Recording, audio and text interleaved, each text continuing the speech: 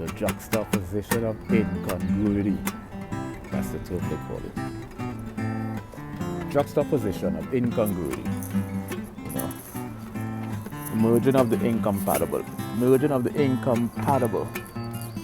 Taking two things that are mutually exclusive, placing them side by side and finding a single common denominator they share. This is juxtaposition of incongruity. And what juxtaposition of incongruity does is pathological compulsion and promiscuity. Empathy a lot of times too, right? Yeah, empathy, of course. Yeah.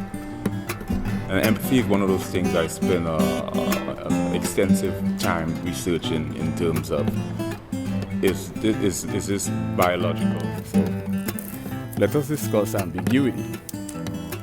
What is ambiguity? Ambiguity means indecisiveness, uncertainty, triple or more interpretations, and within some syntactical context, vagueness.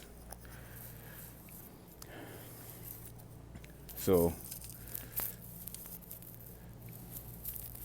ambiguity is not vague, and vague is not ambiguity. Ambiguity may be vague with